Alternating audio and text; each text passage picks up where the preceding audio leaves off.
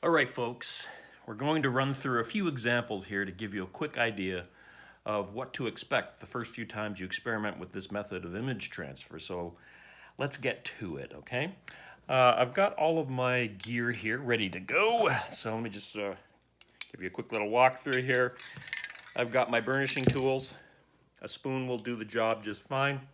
A proper bone folder, it's called, which also serves as a burnishing tool.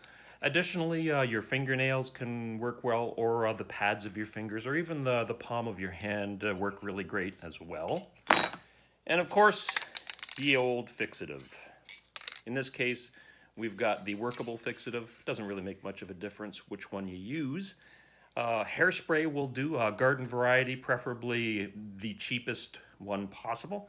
And of course, a little bit of masking tape to hold down your source image. So without further ado, let's get into sample, shall we? So for the demo, we're going to work from a couple of very simple images here.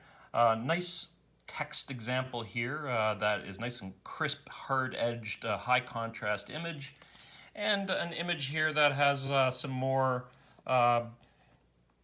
neutral gray areas here, which will give you an idea of how those passages of transfer image work as well. Okay, so let's start with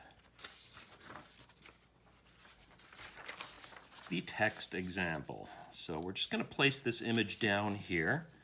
Once you've got the image where you want it, grab your masking tape. And remember, use painter's masking tape. If you use regular masking tape, it may damage the paper. So just put a little bit down at the top edge there, just to keep it from moving around. And we're going to get our tools ready to go here. Make sure that your fixative is shaken up really well. I've already pre-mixed mine. I would suggest giving it a good 30-second to 40-second shake. And that should sound like that, okay? So let's give this a shot here. We're going to be spraying it from about 12 inches away. Don't overspray it. If you saturate the paper, what's going to happen is that your transfer image is going to turn into a big muddy blob. It's going to be pretty much useless. But hey, who knows? Accidents sometimes actually yield really interesting results though, okay? So let's spray this guy down here. So from about 12 inches, I'm going to give it a nice, even shot. There we go. And then I'm going to go right in with my burnishing tool. And I'm just going to burnish it quickly here. Take my tape off. And we're going to have a peek at it and see how the transfer looks. And you will see that that's actually a pretty darn good example. Right? So let me do another one. And I'm going to hit it a little harder with the burnishing just so that you can see the possibilities of how crisp we can get that image to transfer, okay? So again, I've got that same image down. And I'm going to recycle my little bit of masking tape there. And we're going to give her a shot again from about 12 inches. And I'm going to burnish it a couple of times. So I'm going to go in a little harder. And then one more passage there. And let's see what we have here. You'll see a substantially darker transfer image here. Voila. Isn't that lovely? Okay, so let's get another sample sheet out here. And do remember that different papers transfer differently, so you'll have to do a fair bit of experimentation. So I'm going to be working again from the same source image.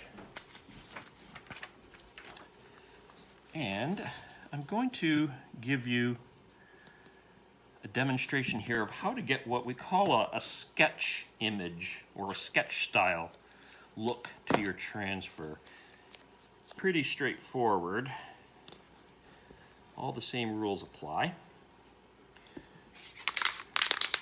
You hit your image with your fixative.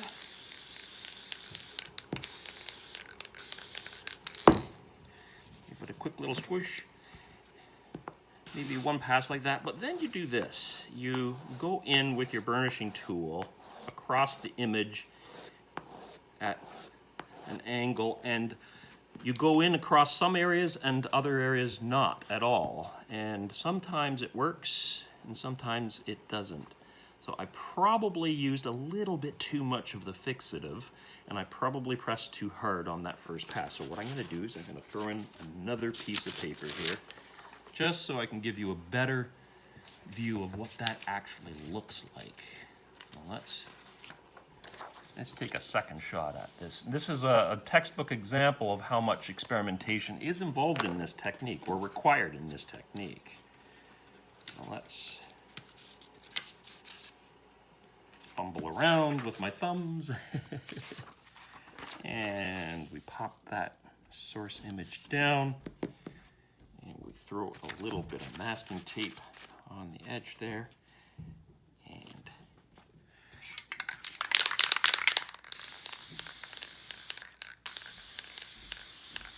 this time, I'm not going to do that broad stroke hit first. I'm just going to do this.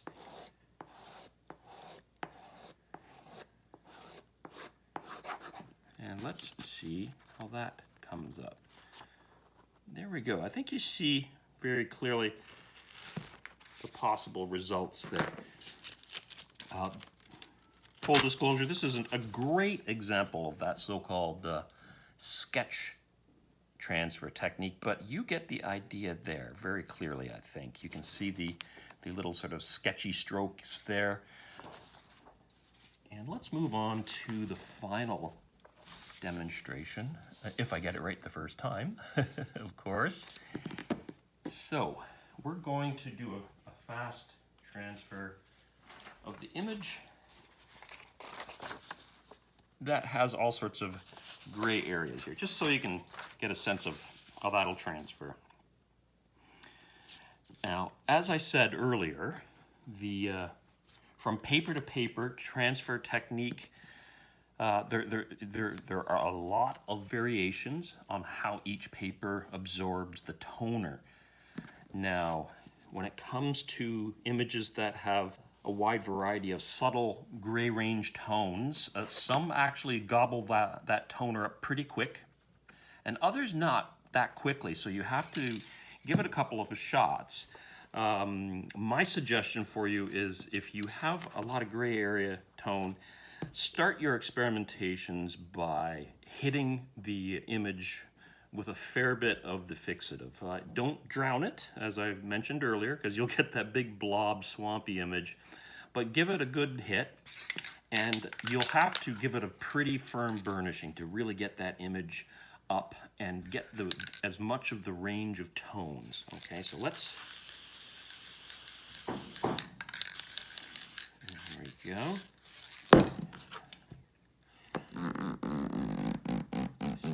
You can hear how firmly I'm pressing that, right? And then I'm going to go in here and give that pass there. Now that should give us a very good transfer. Yes. There we go. So here's what the source image looked like. And here's what the transferred image looks like. You'll see that it's never a perfect transfer. The aesthetic is one of ambience and neutrality.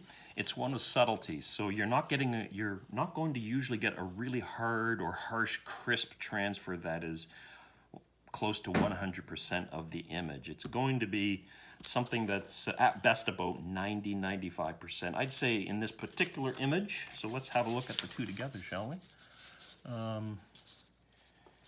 I'd say this transfer has probably captured about 70 to 75% of the range of tones accurately, so which is pretty good, I think. Maybe even very good.